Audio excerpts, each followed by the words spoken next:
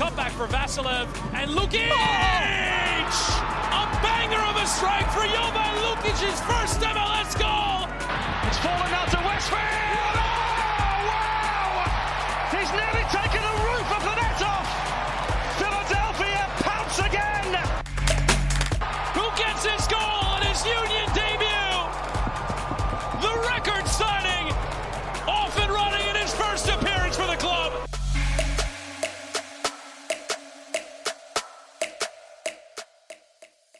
Hello and welcome to the Free Kick Podcast. My name is Todd, and what a cold, brisk day in Maryland, and I would assume in Pennsylvania. But you know what?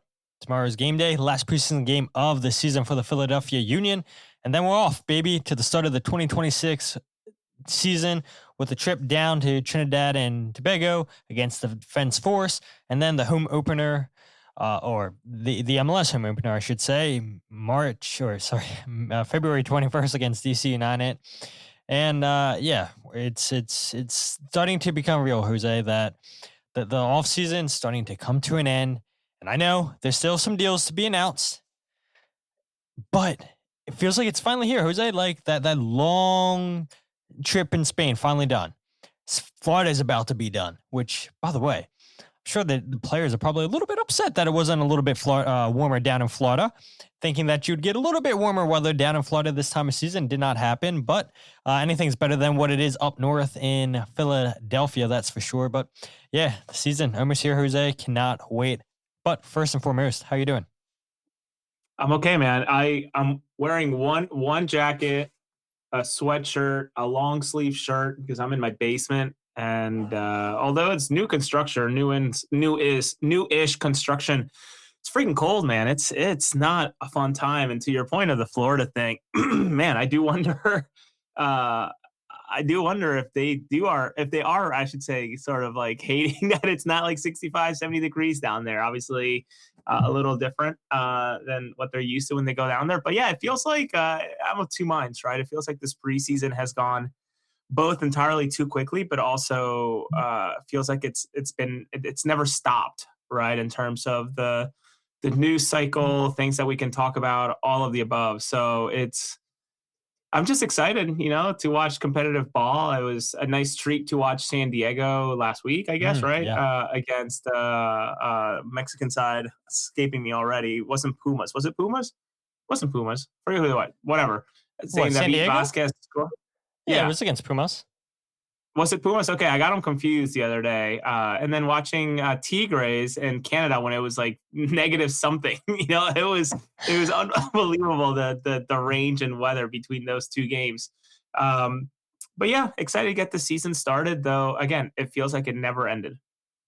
Yeah, absolutely. And I gotta pull this comment up by Woofy776 real quick. Michael, what's up? He said that muted intro. Did the intro not play at all? Because I know I had myself muted when I tried to do the hello and welcome, and so it was like a good 5-second delay because when I played the intro, I had muted myself. I was like, oh, it's going to automatically unmute. Did not happen. So I'm curious, was the whole intro muted or just my hello and welcome? Let me know. Oh, it was me. Okay, good. As long as the whole intro wasn't muted, I don't care about me. But you had talked about all the layers that you're wearing, Jose, and I saw before we started the show, you were asking people last night what their favorite commercial was for the Super Bowl. I do have a question for you. I'm so glad you brought up how many layers you're wearing and how cold it is in the basement. And I thought about this today at work. Would you rather be working outside in the cold or the heat? And this is a question for everybody in the comment section too, because I was thinking about this all day at work, and spoiler alert, the heat was not working at work. And so that's why I was thinking about this. Like, would I rather it be super hot out working outside or have no heat? So go ahead, Jose. Have an answer? I would definitely say heat. I would rather be outside in the heat than being in the cold. This stuff is painful. This is very, very painful stuff, right? We're like in the heat, if you find a shaded place, you can cool off for a little bit. In the cold, like you have to find somewhere to get inside, right? Heat all day for sure. So I don't know that there's a right answer, but that would be my answer. Shaggy says Heat all day as well. Agrees with you. Yeah, there Gotta he get is. more. What Gotta up, get Shag? more comments in here. I know there's a lot of people commenting. Let's get those answers in. But yeah, I was thinking about it, and I think I'd rather work in the cold. Honestly, like yes, the cold was brutal, but at least in the cold you can like continue to layer up. And yeah, I had gloves on that I thought were pretty thick, and my hands were still getting cold. And I'm like, okay, maybe if I had thicker gloves, then I would be warmer. In the summertime, what are you supposed to do? Like you can only wear so many little layers, and that's only going to go so far. But I find myself every season, right, when it's 95 plus, super humid, I'm like, oh man, I'd rather work into the cold than the heat. But then when it's in the wintertime, it's like, okay, yeah, I'd rather work in the heat. This is miserable. But I don't know. I really do think that you can put on so many layers. But what are you supposed to do in the summertime? Have one of those fans just blowing in your face and hoping to give you a nice cool breeze? I don't know. I think it's cold for me here. I think I would rather work in the cold. Mike Barrera says, I've worked in the heat, sitting in a turned off vehicle for 8 to 10 hours straight and not being able to leave. Heat all day, drink water and wear appropriate clothes. F the cold. I don't think a lot of people are going to agree with me here, Jose. Wolfie says that's a tough cold, but this cold is just unbearable. It hurts being outside. That is true. And Jose has his hood on.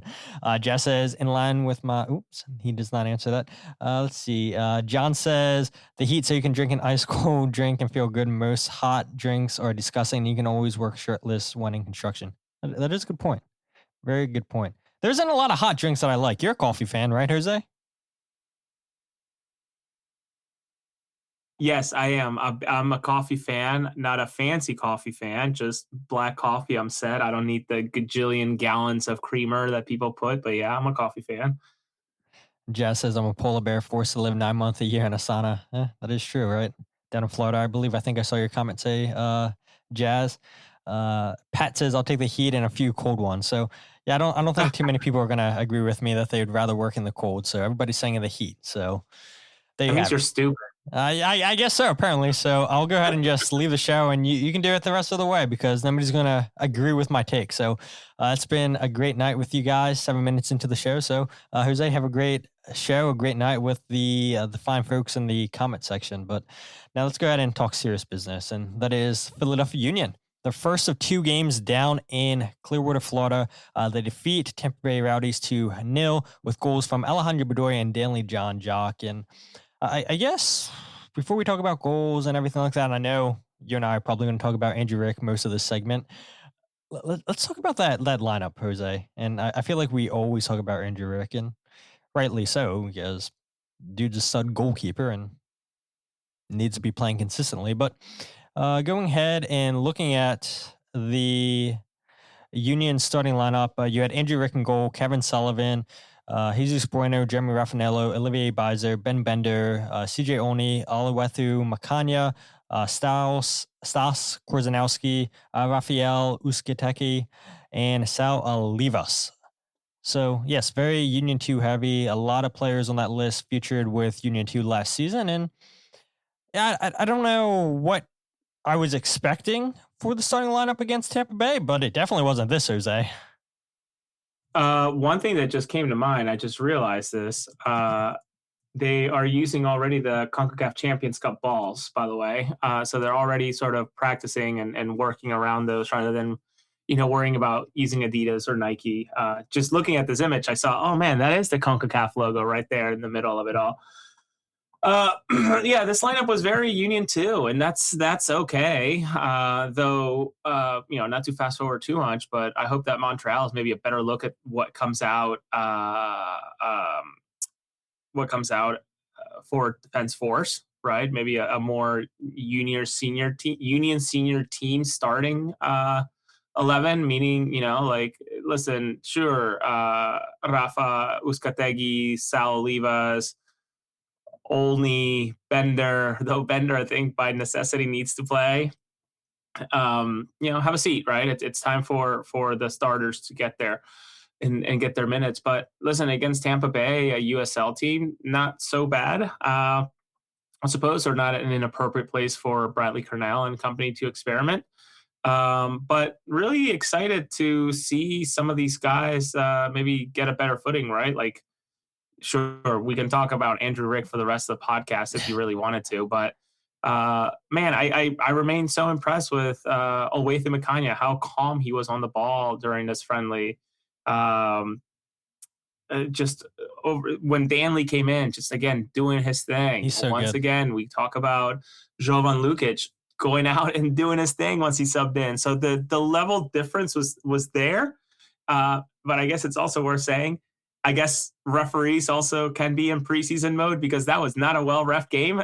Sorry, Tori Penso. I don't believe that was a well-ref game. And I don't know how Salalivas gets pushed from the back, lands on the ball, and then gets called for a handball. Like, I don't understand that, but alas, I hope that Montreal is maybe a different look.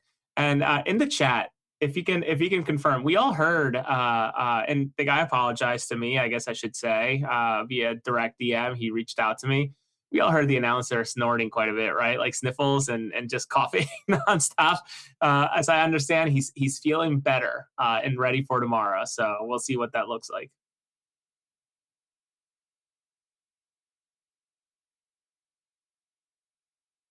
Yeah, we'll definitely have another stream tomorrow. I'll pull up a QR code here in a second while I get the retweeting out of the stream. But I think that, yeah, you bring up a good point.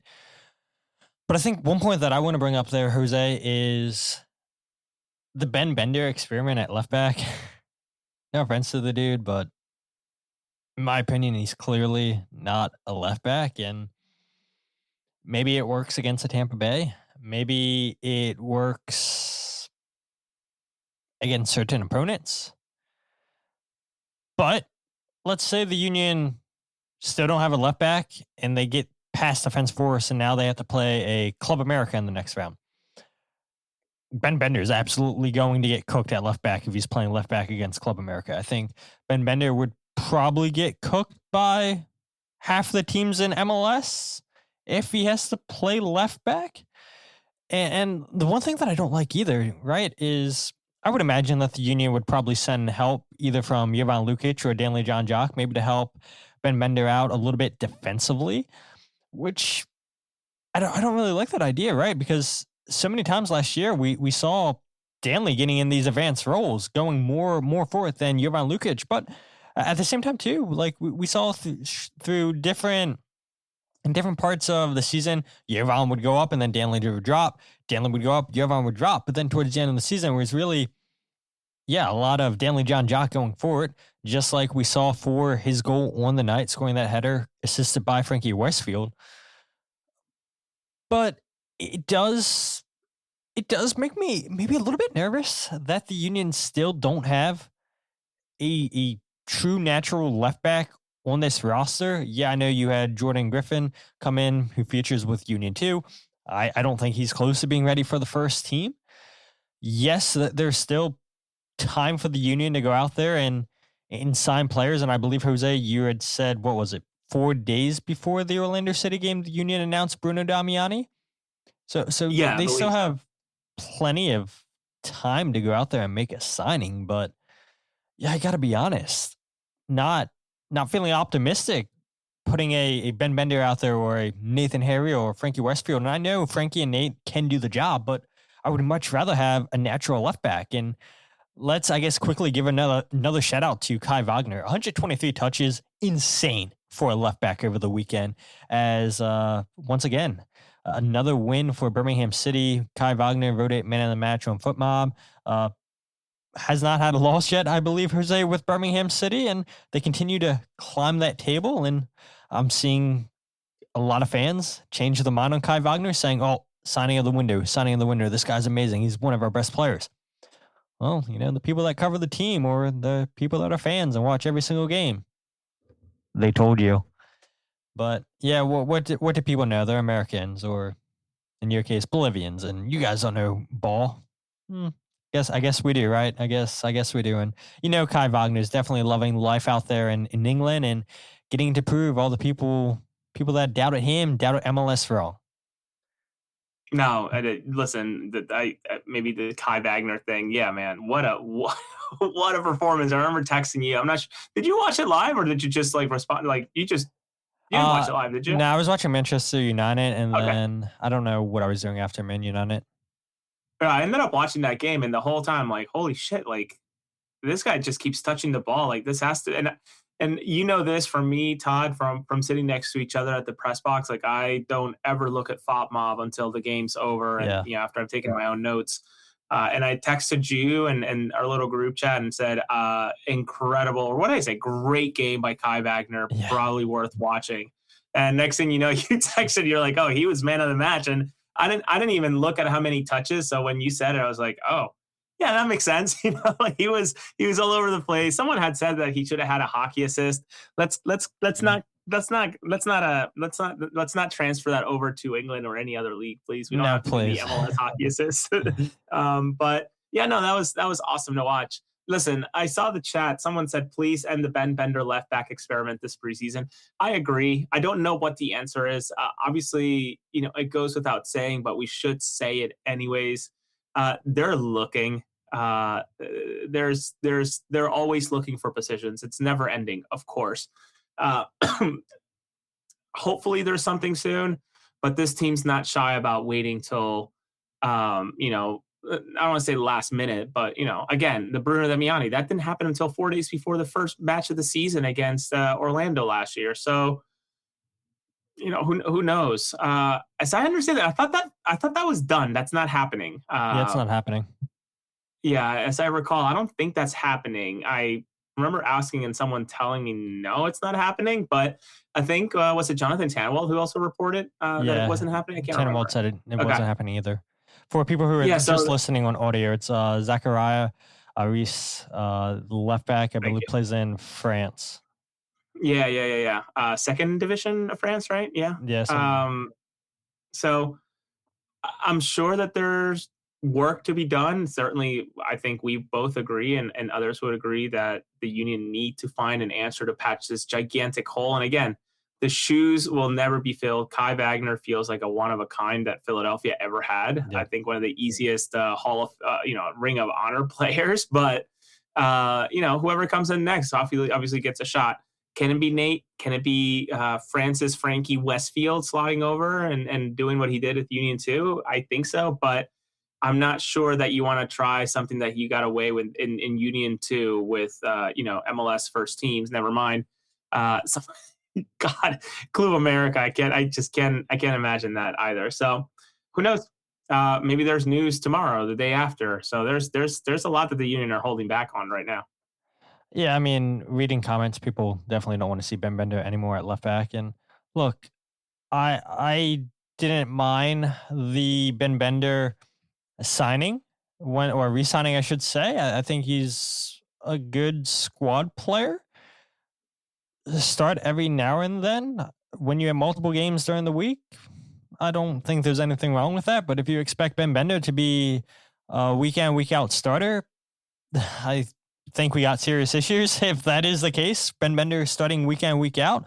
But I don't know. Maybe he impresses so much, and maybe you can flip it and say it's an even better thing. But I think this stage and where you look at the Union's roster, I think that you'd have major issues if Ben Bender's weekend starter as one of your number 10s. But like you said, Jose, still time for things to be announced, and I think maybe this leads into our next topic, what we want to see in tomorrow's game against Montreal. But before we talk about that, can we talk about Injury Rick real quick? I know we said we can talk about Injury Rick the whole episode.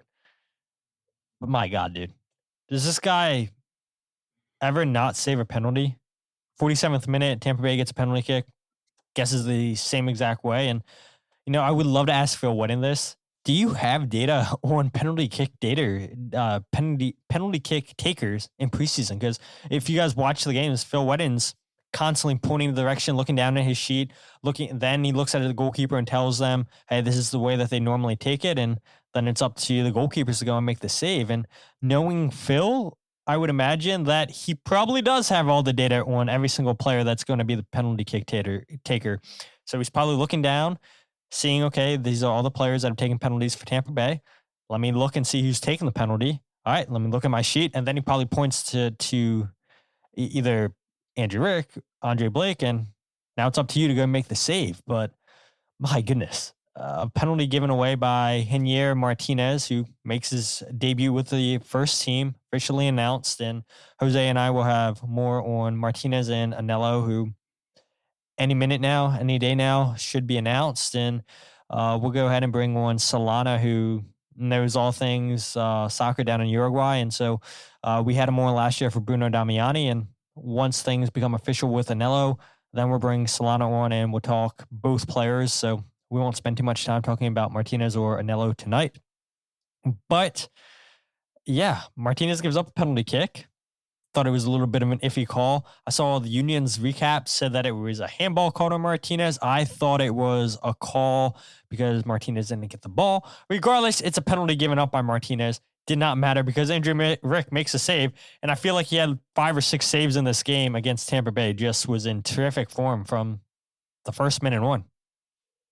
Yeah, I didn't even read the Union recap, so my apologies, Sage Hurley. I didn't get a chance to to read. I've been so busy with work and whatnot, life. Period. Interesting handball. I can't even recall the sequence all that clearly, but I could have sworn it was more of Martínez just swinging, missing, and getting a leg inside the box. But alas, it doesn't matter. Listen, I've been tooting this horn for a while, been sharing clips of the kid left and right. Guy, I guess at this point, older kid now.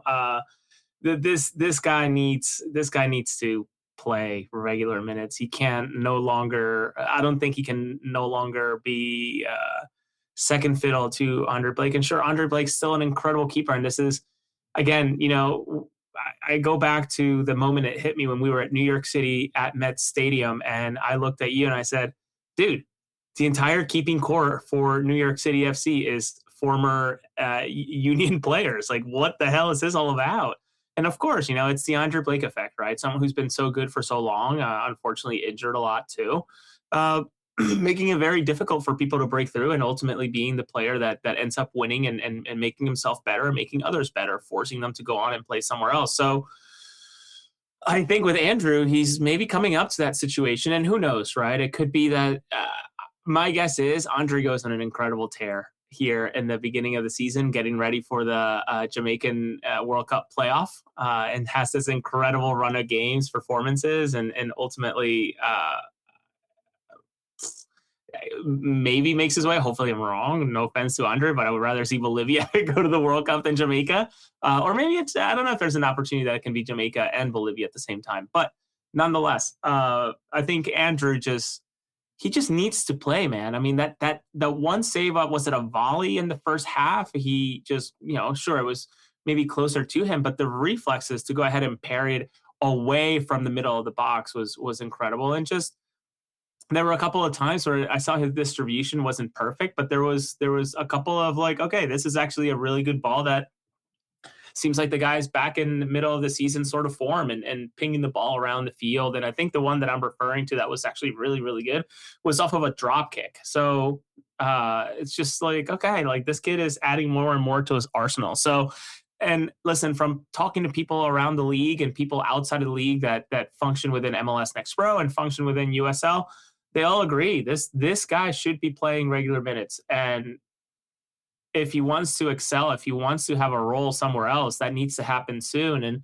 who knows? And I'm not here to, move the guy away, but if he's not playing regular minutes by halfway through the season to the second window, why wouldn't he want to ask for a loan, right? Why wouldn't he want to ask for some sort of movement? And if he's still, not playing and they go into next year and somehow Andre plays, I don't know what I think Andre is through this year and then an option for next year. Yeah, I just looked it up and Mike Thomas asked, he said, what's up, Mike?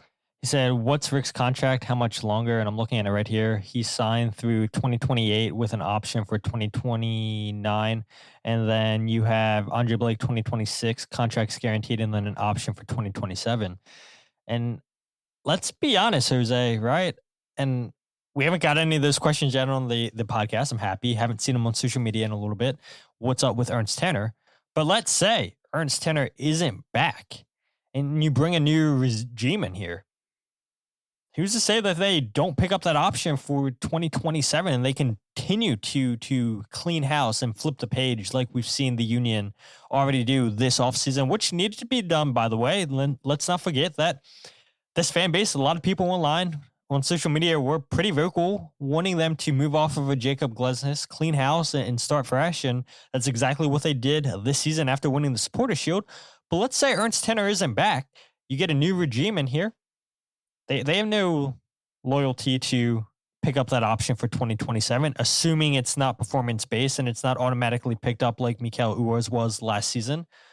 But yeah, I just want to throw that out there. There is no guarantee if there is a new GM in here that they're going to want to pick up that option in 2027. And that's certainly true. And I see the comments from Mike, and thank you for chiming in. Listen, I totally get it. The guy is 20, but the reality is that I had to look it up. Adam Beardry, who is part of the Rapids org, was on loan to the Colorado Rapids, played 3 or 4 games. And I don't know if it's a preference within U.S. soccer, but Adam went on to go to the U20 World Cup. Andrew Rick did not, despite Andrew Rick getting minutes within an MLS team versus a USL team. So listen, if I'm Andrew, I have full confidence, and this might be a little bold on my end. I have full confidence that Andrew Rick could probably start in at least half of the teams in the league this year. And you were saying that last year too, to be fair. Yeah. I can totally see how he could start, and certainly a Sporting Kansas City, likely a Colorado too, with all the respect to, who's there as is. So like, I don't know, man. Like, I have a hard time seeing how Andrew sees the way that things are. And again, this is just maybe the guy's ambitious, wants to play. I just wonder what his desire to play right away versus being okay with waiting another year at the age of 20. And maybe, Mike, to your point, the added amount of competitions will lead to more playing time. Sure, career age, likely too. Who knows? Maybe Andre's leg is, what's the meme? The tendernism meme that you see on Instagram of like the meat falling off the bone. Who knows what that leg's feeling like? Again, I'm not asking for the guy to get injured. I think it's a very honest conversation to say that it's likely that he'll be injured considering the history of his. But I think just, I don't know that Andrew can have, one game every 3 and feel good with it, right? When the reality is he's good enough to be an everyday starter, certainly within USL. I think he's certainly good enough to play within MLS, and he would probably be a great starter even for like a Lingby, should they really want to continue to exhaust that partnership. So, neither here nor there. I think regional minds can differ. My patent line that I stole from some other podcast, I guess. So I hope that there's an answer, and I hope that Andrew sticks around, but I can also see where he might be sort of like ready to go, right? Yeah, absolutely. And Mike says the counterpoint remains Matt Freese, and I get that. Matt stayed on the bench for years and years and years, but it was starting to get to a point where the Union said, all right, let's do what's best for Matt Freese and send him to a team where he has an option or a chance to win the number 1 goalkeeping spot. But here's the thing. Where you look at Andrew Rick is when Matt Freese was at the club, the one thing that Andrew Rick has over him and both Andre Blake, let's not forget Andre Blake, especially at this point of his career, is the distribution with his feet and how big of a weapon that is. And the Union, they want to play fast. What is it? Bradley Cornell says winning the ball back and then within 10 seconds want to have a shot. Well, don't the Union want to get up into the attacking zone of the field as quick as possible? And that distribution, the vision from Andrew Rick to ping a ball, playing out of the back is so much higher than what Matt Freese's was when he was here. And Matt talked about it when he got traded to New York City. The one thing that he really had to lock in on is getting comfortable with the ball at his feet. The Union weren't training that when Matt was here. They weren't training it during Andre Blake. But it so happened that you have a goalkeeper in Andrew Rick, came up as a defensive midfielder, comfortable with the ball at his feet.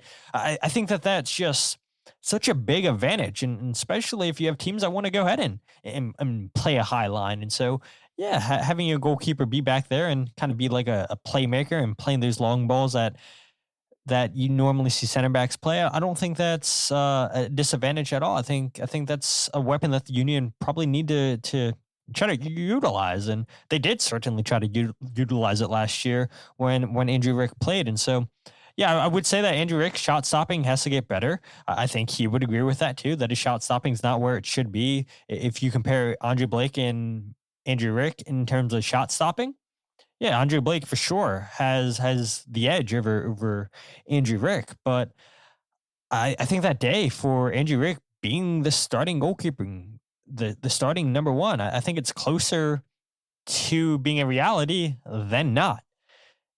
And Bradley Cornell strikes me as a coach, Jose, where maybe minus Indiana Vassilev, that there is no loyalty to players. You got to earn your spot in training. And let's say that Andrew Rick's playing because Andre Blake's hurt or he's away on international duty, and Andrew Rick's had 3 solid games.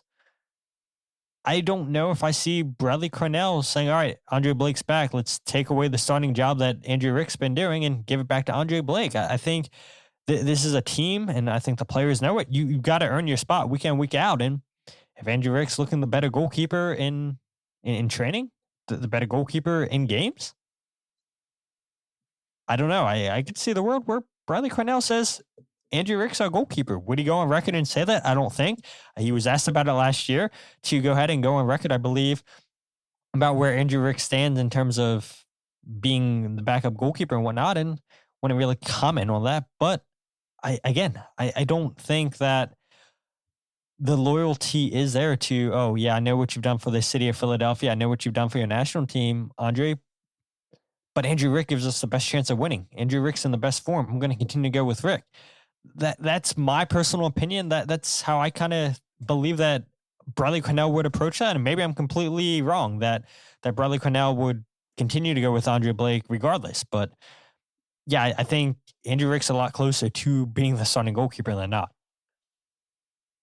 Yeah, and again, listen, I appreciate the healthy discourse in the chat and the points being brought up. I think we can all agree that the Union are in a fortunate situation to have 2 incredible goalkeepers. One that, much like Sebastian Letou, I think Bedoya eventually, when the time comes, Kai Wagner, when the time comes too, will make their way into the Ring of Honor, right? That's just how good Andre Blake has been. But to also have another goalkeeper with MLS starting caliber within the system, within the organization that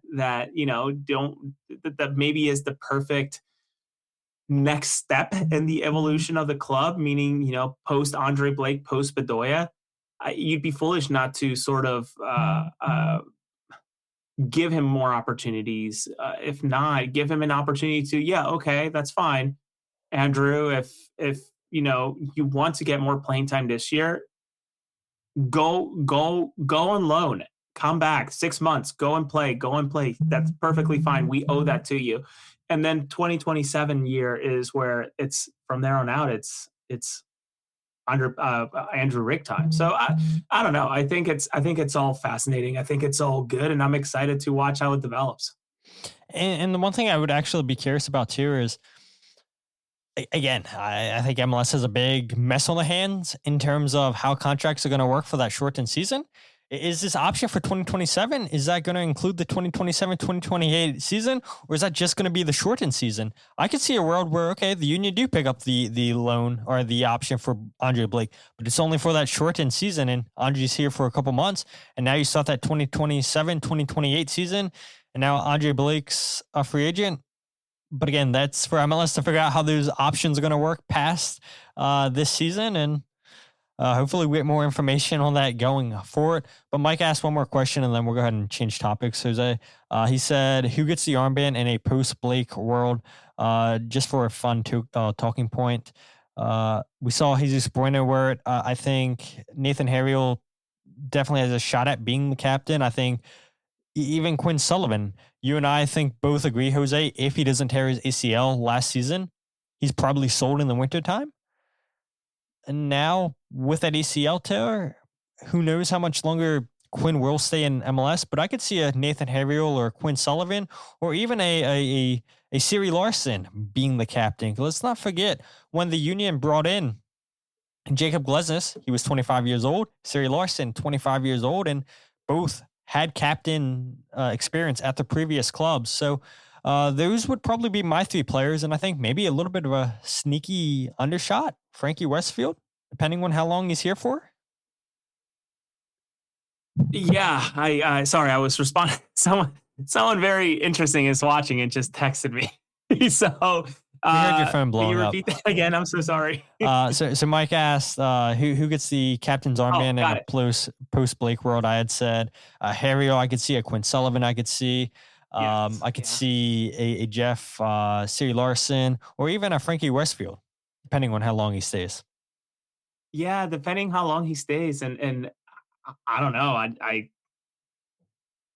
maybe going back to the connection between these two, but an Indy Vasilev isn't a bad shout either, right? In terms of the connection with Bradley Carnell and how much they trust one another, right? So I think those are viable options.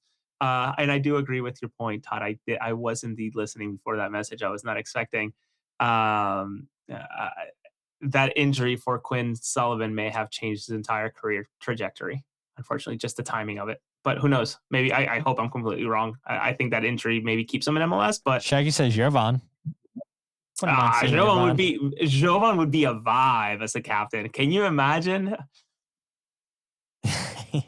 To all the referees, for the listeners, I did Jovan. I'm sorry if you're watching. I did the snake thing. It's only dumb if Jose does it, not if Jovan does it. Correct. It's only dumb if I do it. Jazz says might be Indy coach's extension. Maybe. Might be. Indy is 100% the Bradley guy. Yeah, you're right. Yeah, I mean, I agree, Mike. This is a very young team, and I don't know how true this is. I have to go and do the math myself, but I saw maybe on Reddit, Twitter, I don't know where I saw it, but they had said that the Union are supposed to be the second youngest team in MLS this season, and I would imagine if that's true, again, I haven't done the numbers myself, but if wherever I saw this, if the numbers are correct, if you take away Andre Blake and Alejandro Bedoya, I would imagine the Union probably do become the youngest team in MLS. And yeah, I guess your question, it is a nice little exercise there, Mike, wondering who would be the captain. But Bradley Carnell said it a lot this offseason that there's a lot of players that are speaking up, having loud voices in preseason that maybe weren't so much doing that last season. So I do think there's a lot of leaders on this team that maybe aren't considered natural leaders. Dude, what a listen, I somebody who's endured a lot of shit that we haven't mentioned once, but endured maybe, like Jim Curtin jail per se, dude. And all the way through Marcus Anderson. No, I was gonna say all the way through McCanya. Just a really interesting pick. I mean, honestly, he's balling out of his mind, and who knows how long he sticks around with the club, but he strikes me as somebody who maybe is maturing very, very quickly right in front of our eyes. Yeah, again, I'll still stick with my point. If he gets caught up to the national team and has a big World Cup, he's gone in the summertime. But I don't even know that he needs to go to the World Cup. Look, I agree, but if he does get caught up on the World Cup squad, we know what World Cups does for players, and it absolutely elevates them at the world level. But again, with Hugo Bruce as the manager, I don't know if McCann is getting called up to the national team. But one more preseason to go, Jose. Against CF Montréal tomorrow, 6 p.m. kickoff. Game will be streamed, like we mentioned. And I'll go ahead and put up that QR code now. I promise you guys aren't going to get a virus when you use your phone to get this QR code. Top left corner of your screen. But if you guys click that takes you to the Philadelphia Union's website, where you can go ahead and pre-save that website. And then when it's 6 o'clock, just click on the link and go ahead and watch the stream. But what are you looking forward to, Jose? What do you need to see in this last preseason game? Let's pretend you're Bradley Carnell for a game. What do you want to see? What do I want to see? I want to see what this first team's going to look like against Defense Force, albeit Defense Force is not an MLS team. I just want to see how these guys start to gel into what is the first team, though. Do you remember what the figure was? The number of different starting 11s that Bradley Cornell used? It's hard to say that he had a starting 11, but I just want to see what he deems as the 11. That's what I want to see. And I also want to see Brandon Craig. I want to say that number's around like 28. Maybe it's a little bit higher. Insane. Yeah, it's insane. That's insane. I know he said it, and I think he said it at the end of the season press conference. Maybe he's watching. Maybe he can comment in the comment section. I mean, the chat definitely wants to know who's watching. Jose that keeps texting you. Jose's definitely not going to say.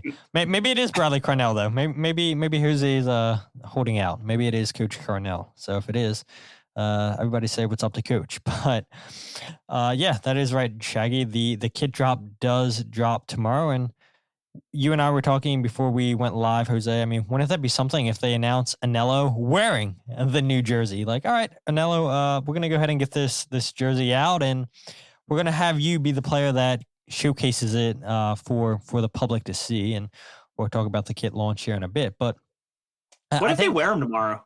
Ooh, it's a good shout. Yeah, what if they wear them tomorrow night, right? Like, and all 720p. 720p resolution on my tablet, right? Those cameras are not Apple cameras by any stretch of the imagination, but I can see a world where they just let it rip right from the go tomorrow. It lines up perfectly. Yeah, it does. Now, I think you might be on to something, Jose. Maybe that's what Jose was getting his text on, saying, yeah, they're going to wear the new jerseys in tomorrow's last preseason game. I don't know. But yeah, I mean, if I'm the coach for a day, I want to see the starting lineup that you're going to go with against the French Force. Let's send those guys 60, 65 minutes. And by the way, I thought it was interesting. In the broadcast, they said the Union were going to play 120 minutes against Tampa Bay. And then for whatever reason, they got scratched and they played a full 90 instead. But yeah, I want to see what the starting lineup's going to be against the French Force. Let those guys go 60, 65 minutes. There was a comment earlier in the show, I believe it was from Jazz. He said the game against Tampa Bay absolutely changed as soon as Danley, Jacques, and Jovan Lukic came into the game. 100% agree with that. That's just the kind of players those guys are, can change games on their own. But yeah, I want to see what this team's going to look like. I would imagine you go with Siri Larson, who did not feature against Tampa Bay. Bruno Damiani didn't feature against Tampa Bay. Indiana Vassilev didn't feature against Tampa Bay. We saw Milan Oloski sub in and go up top with Ezekiel Alado, who, by the way, great assist for Alejandro Bedoya's goal. That's exactly what you get with Alado. Strong hold-up play, and then nice layoff pass to Bedoya with a tidy finish. But yeah, I want to see what Bruno Damiani and Ezekiel Elliott can do up top together.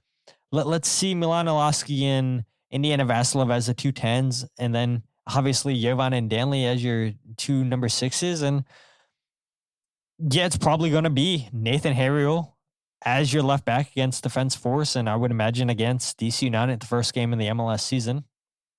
Frankie Restfield at right back, and then Siri Larson and Makanya as your 2 center backs, and then Blake in goal. That's the lineup I want to see tomorrow. 60, 65 minutes. Let's get these guys going. Let's get a fast start. It does kind of suck that they're playing against Montreal. I would much rather it have been a West Coast team, because now you're going to play Montreal 3 times this season, just like we saw last year with Cincinnati and Montreal when they were down in Clearwater. But yeah, let's face it, Montreal's not a Tampa Bay Rowdies. They're not the last team. I forget the name of the team that they played in Spain. Was that the team that they beat 4-0? I don't think it is. Is it? Yeah, no, I'm losing track. It was the Montenegrin team that they beat 4-0. I'm pretty sure. Somebody in the chat. Go on, sorry. But yeah, CF Montreal is going to be a better test than those two. And I would imagine CF Montreal is probably, at least on paper, better than Defense Force.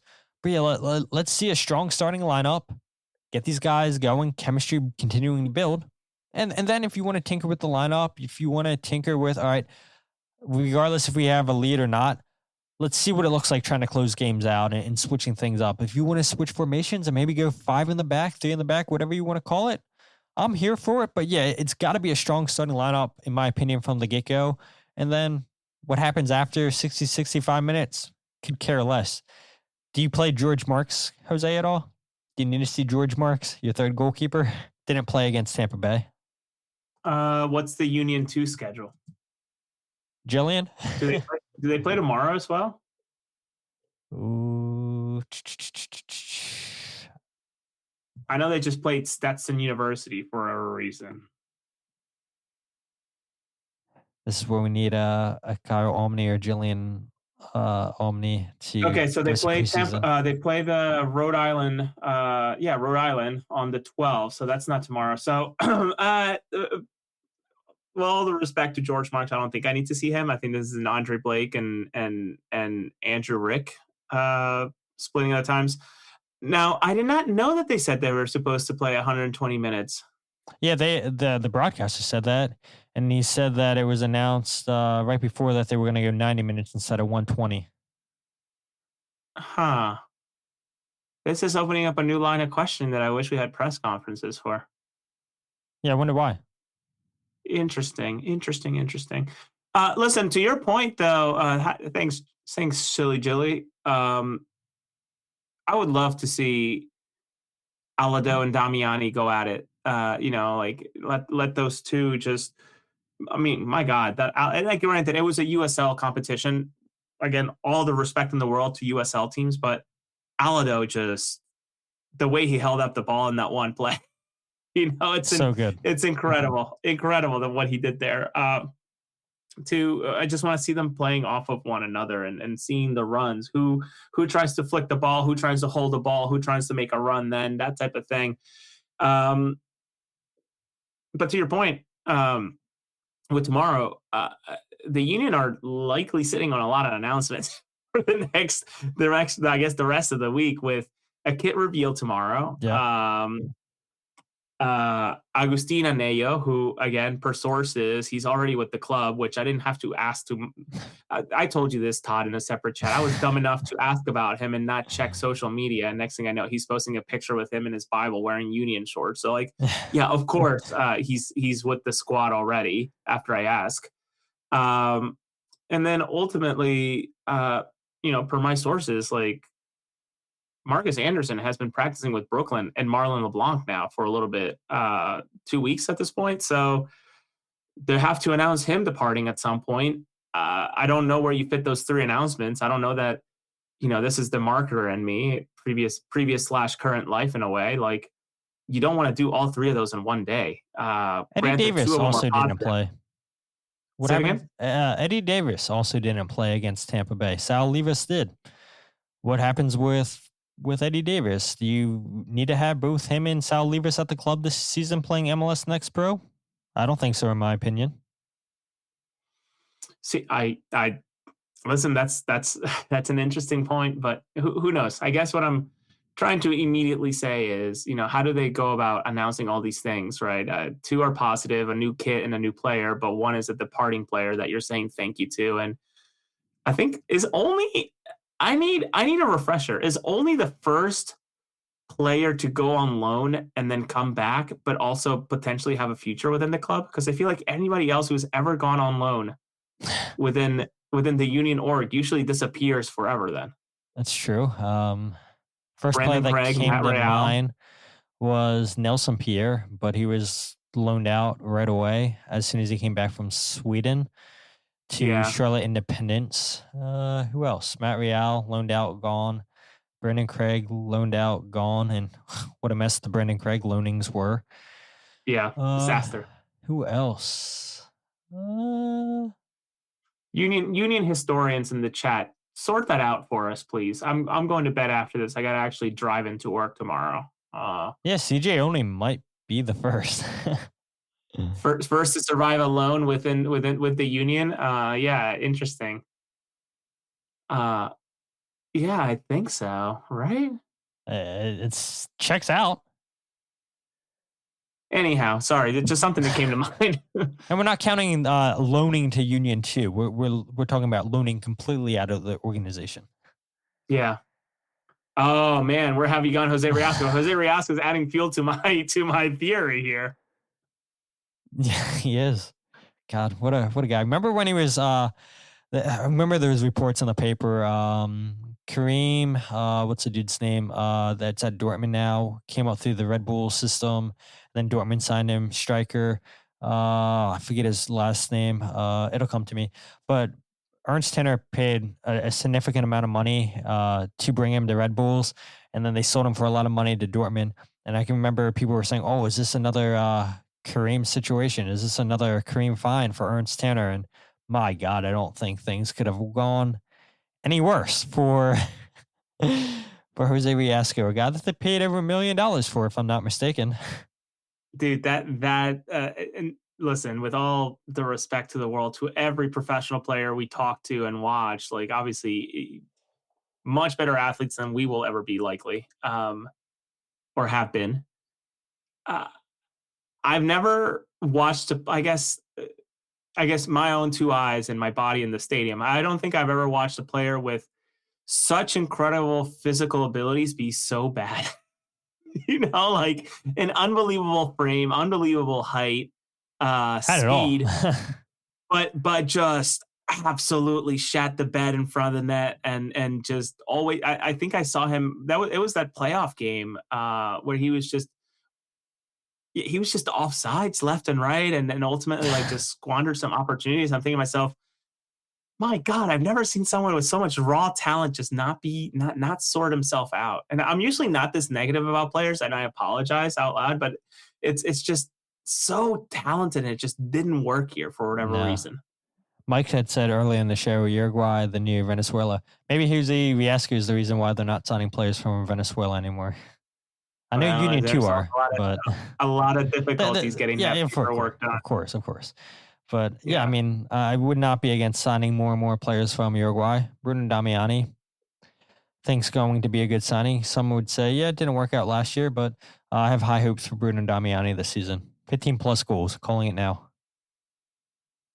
Oh, okay, we're doing that. I mean, we don't have to, but I think I've seen enough negative comments about Bruno Damiani from fans, and yeah, I think Bruno Damiani is going to absolutely feast. And there's comments on the show, people saying, where are the assists going to come from? They're calm. I think Frankie Westfield's a player that can add an assist or two. I think Milan Alaski is a player that's going to add assists. Danley John Jacques, with how much he got for it, I think he'll surprise some few with some assists. And I don't know. I have pretty good feeling that Bruno Damiani and Ezekiel Alado are absolutely going to feast on players. Yeah, Hoagie says Ben Bender. Hilarious. I don't think she was here for my Ben Bender talk at the beginning of the show. Go back to the 20th minute mark, Hoagie. Love the optimism. Love it. Number one Ben Bender fan right there. Yeah. Loves Ben Bender. I mean, I would imagine a lot of girls do with that long, flowy hair. I mean, maybe if it's back in 2012, 2013, 2014, maybe a little bit more, but I don't know. I think a lot of people still like the beaver flow. I think it still pulls at some people's heartstrings. But let's go ahead. We need to move on. Yeah, we need to move on. I was going to say we're going to go ahead and end the show here, Jose. Last topic, and that is the Union kit leak. And yeah, this didn't take long, Jose, for it to go around on social media. The supposed 2026 primary kit for the Philadelphia Union, very Philadelphia-esque. I'm not asking you to confirm or deny this, Jose, but what I will ask you is your thoughts looking on what is potentially the Union's 2026 primary kit. I mean, what I can say is that someone showed me a picture of this very same thing 2 weeks ago, I think, or maybe a week ago. I can't remember anymore. And I'm far from ruining marketing plans for something as big as this. This is not for me to say. So I don't do anything with that type of stuff. But was it? Yeah, it was you, Todd. Did I show you I showed you and Mike, I think, the kits last year, the Thunderbolt. Maybe it was Mike. I remember showing Mike. Are you still here, Mike? Not me. Definitely wasn't me. Yeah, I remember showing Mike that someone had texted me a picture of the current away kit, right? Because that's the weird lightning bolt one, right? Not the cool lightning bolt, but this whatever lightning bolt that is The that they have now with trash the Temu lightning bolt kit. yeah. So people are kind enough to send me that type of stuff. I don't do anything with it other than just sit and sometimes even honestly, sometimes even just delete the messages and say thank you. I really don't want to have this in my possession. Yeah, interesting kit. Footy Headlines ranked it as an S tier kit. I don't see it, frankly. But if this is your jam, all the power to you. I just can't wait to see him at Ross at the end of the season, I guess. Like I just don't know how well these type of kits sell, right? I think it's fair, albeit cool. I think it's fair to say that it's very, very busy. I appreciate I appreciate that they got the Bimbo logo to be gold and not, like a atrocious red or anything like that.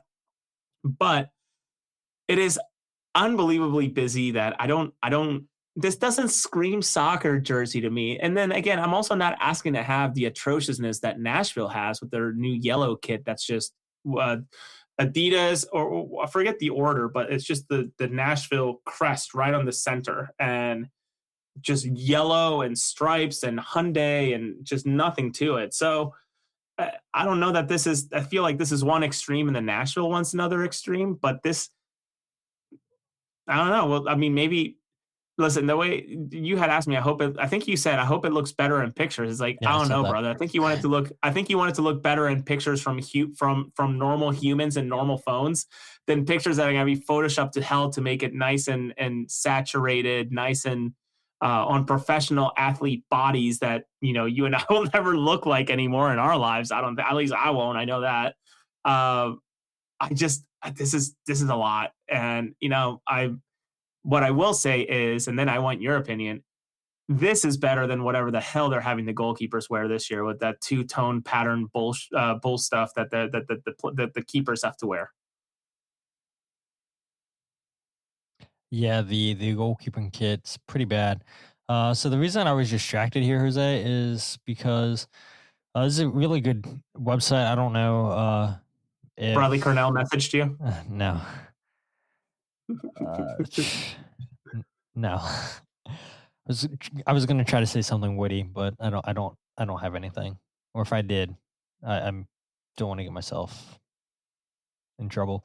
But there's this cool site called Football Kit Archive, and you can go ahead and just look up any single soccer jerseys from any team and everything. And maybe some of you guys in the listenership is aware of that website, but when I went to go to it, I pulled it up and let's see, can you guys see this on the stream?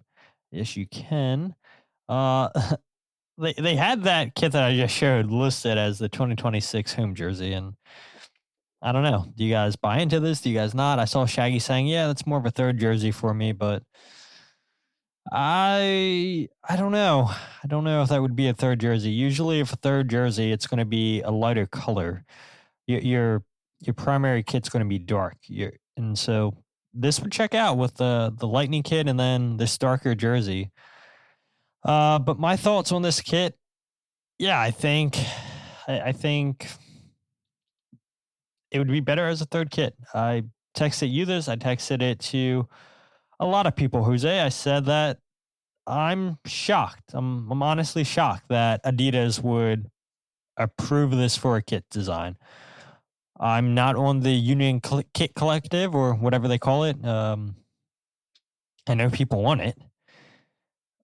What I've heard that over the years, Adidas started off being pretty strict, and then they've go ahead and come down and let people become a little bit more creative. But looking at this jersey, which again is supposedly the 2026 primary kit, we'll see tomorrow and Tuesday once it's announced. Yeah,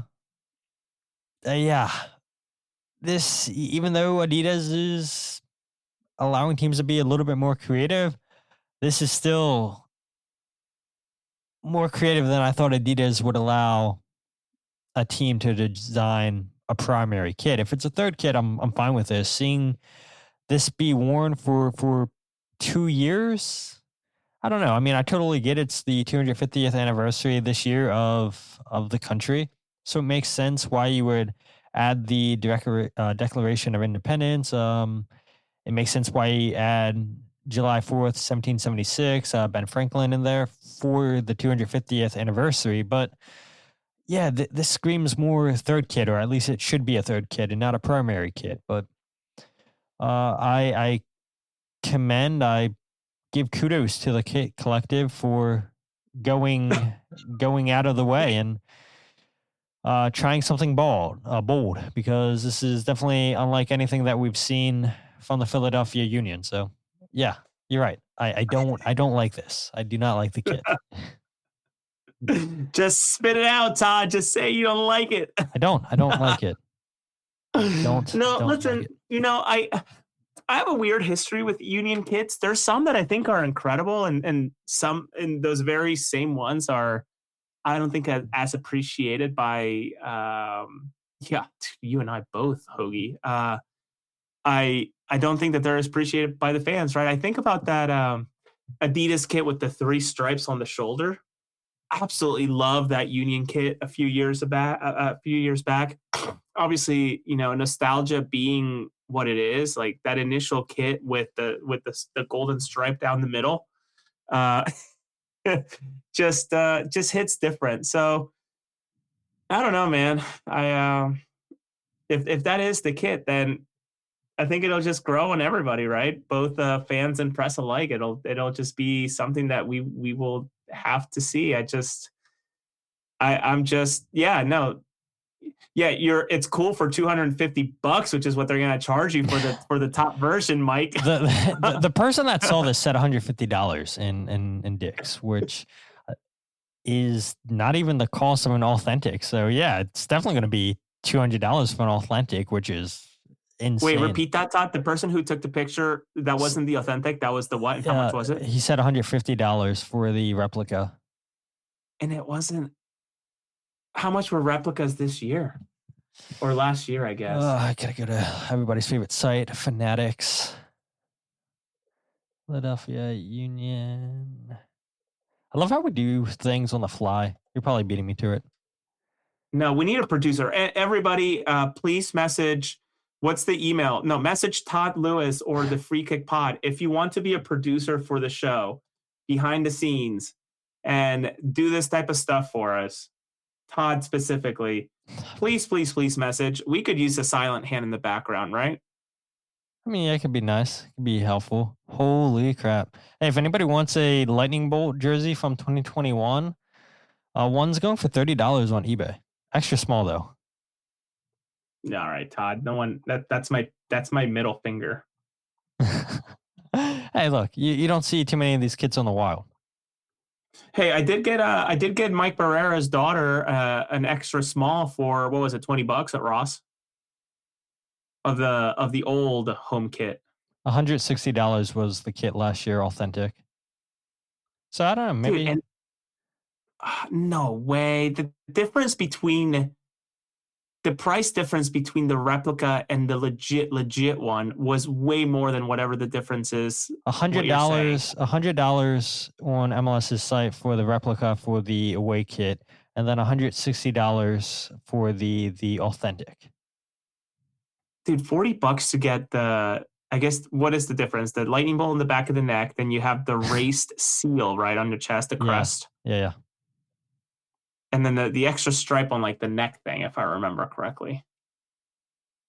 Yeah, I don't know, man. These prices are crazy. I mean, I know we talk about it, and make no mistake, obviously I enjoy a good Manchester City kit, but even those that I got, that Kevin De Bruyne one, came in a very nice box, shipped from England. It's a special edition to commemorate the bombings in Manchester during the Ariana Grande concert. It was one of their fundraisers. I think I got it for far less, with a name, obviously. for far less than what a Union kit costs. And this is from, a Premier League team, and maybe it's a volume thing that they're able to sell it for a little bit less.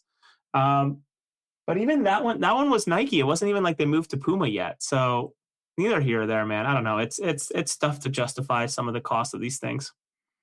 Very much so. No. Can we go back to this kit? Dude, I thought you were about to bring a producer on. Yeah. We have applications flying in as we're still live. Now, I would love to go back to this kit from 2015. What a beautiful kit.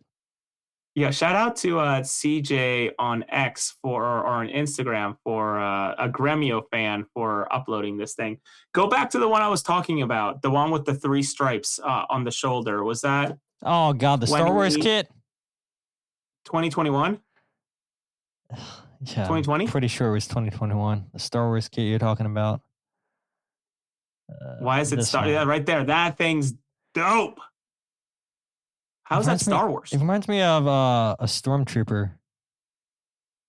The fuck are you talking about? The little, I don't know why, just, and I know I'm not the only one. I've seen other fans say that it reminds them of Star Wars too, with the little stripes on the side. This is hideous. And isn't this the one that you have the snake down the middle that you could see? You couldn't see on the replica, but the authentic. I can see it on my screen. Yeah, I can see the snake right there in the middle. I think it's good. And of course, like no doubt, the Bethlehem Steel kit, best kit ever, in a lot of ways. See, thank you, Wolfie. I mean, yeah, the Steel kit's class. Just bring that back for the 3rd kit. I like the. It's hanging on my wall somewhere back there. Can we get free bread after the home games? Go back. It was a 2020 kit too. Maybe it wasn't an official kit, so maybe they won't have it, but it was the light blue one that was like the fundraiser. This? Stupid ads. It says no, it says Artisano on. No, those are the Parley kits. Those are the recycled water bottle ones. Oh, I know exactly what you're talking about. I think maybe it's not gonna show up. It's the one that said Artisano, and I think they were selling it as like supporting the Philadelphia community during COVID. Hold on, I'll be right back. you know the kit you're talking about. But yeah, as I stall for time, I mean, this site's so cool. And if you guys, I think this was 2 years ago. Correct me if I'm wrong and not Jillian. Me, myself, Kyle, and Jillian, we were in the Anaheim Convention Center doing a kit. That's a playoff jersey. That was for the playoffs in 2019. But yeah, we had talked about our favorite kits back in 2024, where we ranked the Union's best jerseys up to that point. Maybe that's an episode to bring back now with some of the newer jerseys that you guys can do, Jillian. Just a thought. If I had the link, I would definitely share it with people. I don't know why it's not listed on this site, but there was definitely a playoff jersey. Because I remember having it too. This is one I haven't shown you. Match worn. Keegan Rosenberry, no way. Yeah. It's pretty cool. Friend of a friend got it from him. Didn't you play against him in high school? No, my brother did. My brother got cooked by him. Keegan Rosenberry played, what did he play? He played striker and scored like 5 in the first half. I feel like all the best kids coming up out of college or academies play up top and then they get transferred farther back on the field. I think Jordan Griffin, the same thing happened to him. Say it again? I think Jordan Griffin came up as a striker and then he transferred back to a left back with the Union. Just feel like that's the way of life. Let's close this out, Todd. I mean, these people are loving Jersey Talk. So again, if you guys want to hear Jersey Talk, Kyle and Jillian Almany, and then they were kind enough to let me sit down on that episode. We talked about Union jerseys back in 2024. Yes. So yeah, just go to the one team we agree on, and I don't even know what they named that jersey, but I mean, what they named that episode, but I would imagine it has something to do with the United Coaches Conference in their title or something. I don't know. But yeah, there was definitely Jersey Talk back in 2024 if you guys want to hear that. And like I said, maybe Jillian and Kyle can do a new up-to-date episode with that. But that's enough Jersey Talk. An hour and 9 minutes. Did not expect us to go this far into Jersey Talk, if I'm honest, Jose, over 20 minutes. But Yeah, it's pretty much everything I have for the podcast. And it is nice to go ahead and goof around, clown around, and it makes it best when you guys are interacting with us on the show. And look, we're actually live. We were interacting with you guys. You guys weren't just sending your comments and not getting a response back from us. We were actually interacting with you guys. Back-to-back episodes. Yay, us being live on the podcast. But Jose, anything else you want to add? Any last bits to talk about? If not, where can people find you on social media? Nothing to add. You can find me at Jose R. Nunez 91. Yes, actually, you can find me at Jose R. Nunez 91 on Twitter. I'm also on Blue Sky. I try my best to post there. And again, I think since we last got together, I posted a gigantic thank you to everybody. Just a reminder that my work will continue for free. Those that choose to support me through Substack, please know that all of my work will continue to be for free, so there's no pressure to do it.